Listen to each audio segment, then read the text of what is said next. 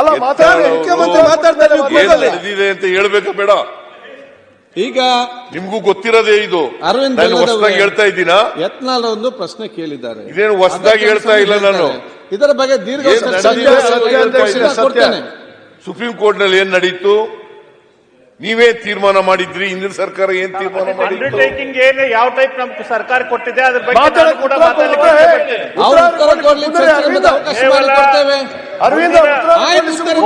ಮುಂದಿನ ಡೇಟ್ ತನಕ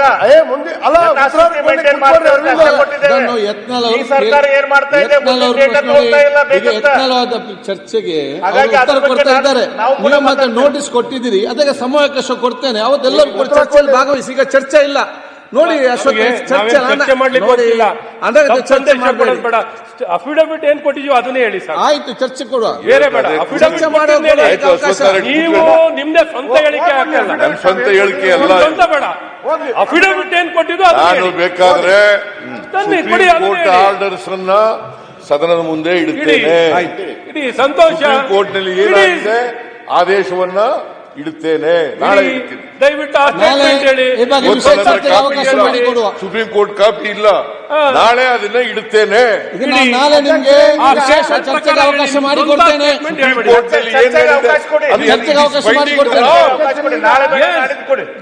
ಬೈಂಡಿಂಗ್ ಅನಾಲ್ ಇವಾಗ ನಾವು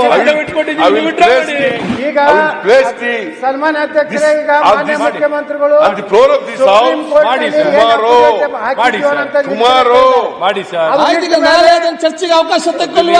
ಚರ್ಚೆಗೆ ಅವಕಾಶ ಹೇಳ್ತೀರಿ.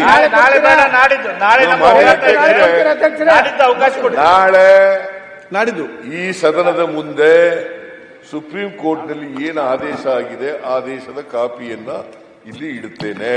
ನಾನು ನಿಮ್ಮ ಸಮಯಾವಕಾಶ ನೋಡಿಕೊಂಡು ನಿಮ್ಗೆ ಯಾವಾಗ ಬೇಕು ನೋಡಿಕೊಂಡು ಸಮಯ ನಿಗದಿಪಡಿಸಿ. ನಾಳೆ ಇಡ್ತೀನಿ. ನಾಳೆ ಅವರಿಗೆ ಬೇಡ ಅಂತ, ನಾಳೆ ಇಲ್ಲ ಅಂತ.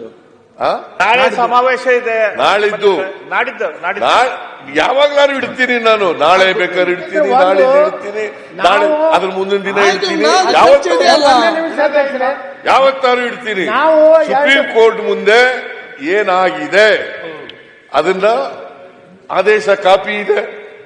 ಆದೇಶದ ಕಾಪಿ ಬದಲಾವಣೆ ಮಾಡಕ್ಕಾಗಲ್ಲ ನಾನು. ಮಾನ್ಯ ಮುಖ್ಯಮಂತ್ರಿ ಅದರಿಂದ ಸುಪ್ರೀಂ ನಾನು ಆದೇಶವನ್ನ ಒಪ್ಕೊಳ್ತೀನಿ ಅಂತಕ್ಕಂಥದ್ದು ನನ್ನ ಭಾವನೆ.